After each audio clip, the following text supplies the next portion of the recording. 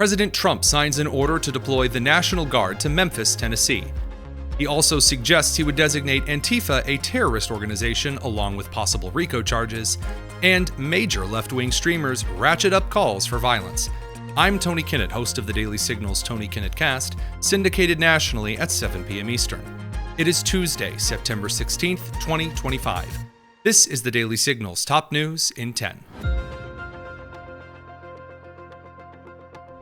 Yesterday, President Trump signed an executive order deploying the National Guard to Memphis, Tennessee, one of the highest crime cities in the United States. Stephen Miller, the Deputy Chief of Staff, explained a couple of the reasons behind this move into Memphis.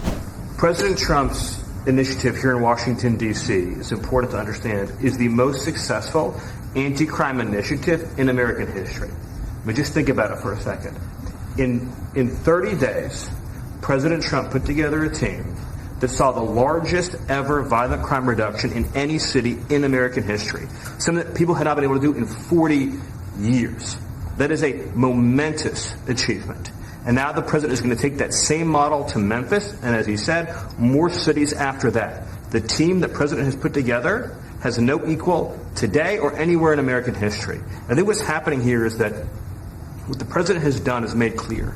The power of federal law enforcement that was used for the last 4 years to harass and attack conservatives, to harass and attack Christians, to go after law-abiding families.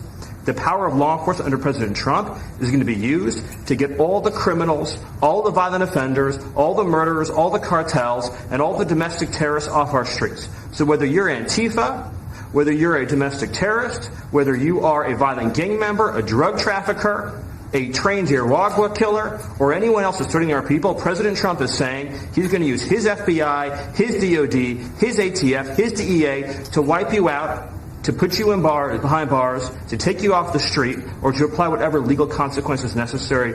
Mr. President, I'm honored beyond words to be a part of this team under your leadership as you've saved thousands of lives. Governor Bill Lee of Tennessee, a Republican who had initially deployed National Guard troops from Tennessee to assist in Washington, D.C., echoed his support for the president. First of all, thank you. Thank you. Thank you for your commitment for federal resources to the great city of Memphis. And it is a great city, and it has a great history and a great legacy. And we are very hopeful and excited about the prospect of moving that city forward. I've been in office 7 years. I'm tired of crime holding the great city of Memphis back. And I have spoken today with the director of the U.S. Marshals, with the director of the FBI, with General Bondi. We realize that this effort of multi-agencies that will combine the work of the Tennessee Highway Patrol and the local police departments, when we come together, we can make significant change in our city and the city of Memphis, and that is a powerfully important thing for the state of Tennessee, and I want to say thank you. This will be your proudest moment when we see you in 4 or 5 weeks, maybe sooner. You're going to see numbers that will drop and plummet like you haven't. Just like we did in D.C., they plummeted. Nobody can even believe it. And they're going to plummet. It'll be one of your really proud moments, and you've done a good job too. But this will be maybe your proudest moment. Thank you, sir. Okay? And the director, as the director said, the goal is sustained. Right. Got to keep it. Sustained crime lowering, and that with this effort, I believe we can get there. We can finally get there for that city. Yep, we're going to have it sustained. Long time. Right. And your people are going to get better and better, and your police force has been terrific. They're working with us very much, as you know.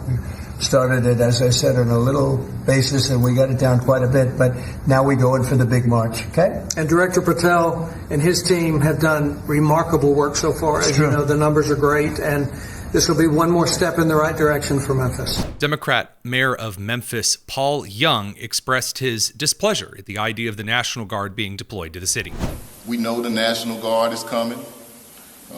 My plan is to make sure that as mayor, I'm able to work with this community, with the governor, with the federal government, to ensure that the support that is provided supports the initiatives that we know work and not distract from our law enforcement efforts. There are questions that you all have that I'm not going to be able to give you an answer to today. But my team and I will be discussing those questions with the governor and the federal government. When will they come? How many people are going to come? How long will they be here? What are they going to wear? Where are they going to be geographically in the city? What assignments will they have? Those are all questions that we have and that we are going to work through together as a community. And the group that you see here today, as I mentioned earlier, it represents a diverse range of Memphians. I can tell you there are some that support it and some that don't. But we're all right here together today. Because one thing we do have in common is a love for this city. President Trump this morning on Fox and Friends said that you were happy about this. Would you say that that statement is accurate? Yeah, that was an overstatement. I am focused on the resources. FBI, DEA, ATF, those are the things that I believe will truly help us be able to support law enforcement and reduce violent crime. I do not support the National Guard. However, they are coming. It's not the mayor's call.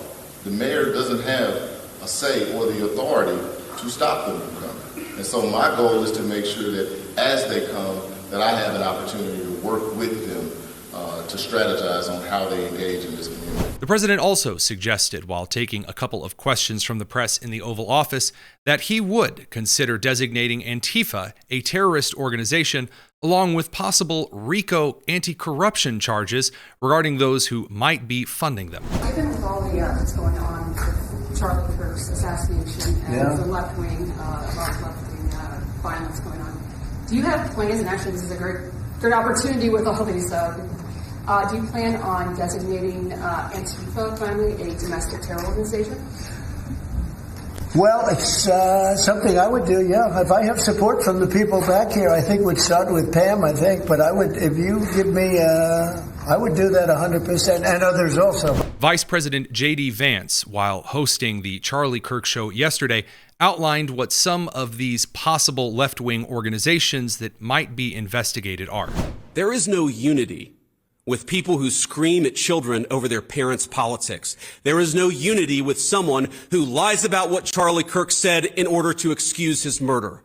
There is no unity with someone who harasses an innocent family the day after the father of that family lost a dear friend. There is no unity with the people who celebrate Charlie Kirk's assassination.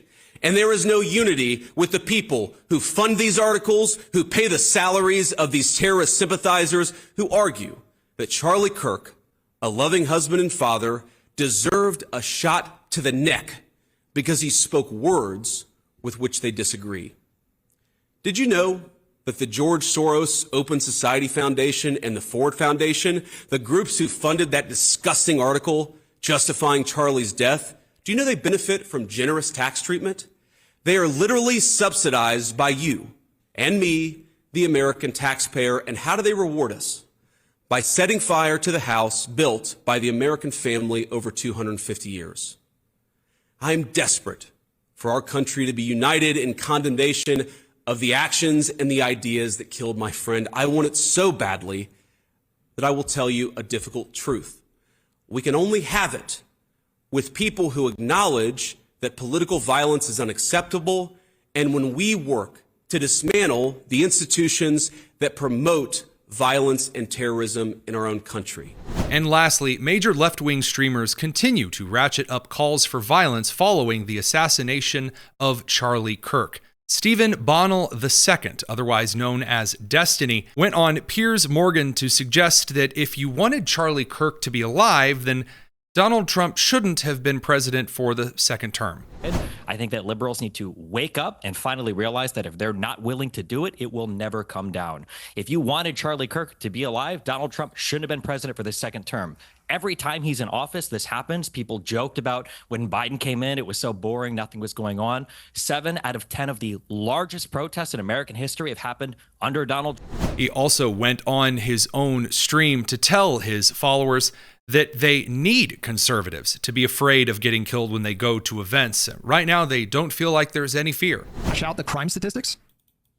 Not exactly like. You need conservatives to be afraid of getting killed when they go to events so that they look to their leadership to turn down the temperature.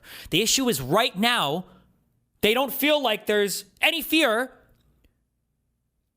Like, I don't know. It's like memes. It's just memes to everybody, I guess. I don't know, bro. I don't know. I don't care. I'm playing video games. Before you go, head down to the description and make sure you're subscribed to the Tony Kinnett Cast. And join us tonight at 7 p.m. for a couple of new key updates, as well as a roundup of the day's news and nonsense.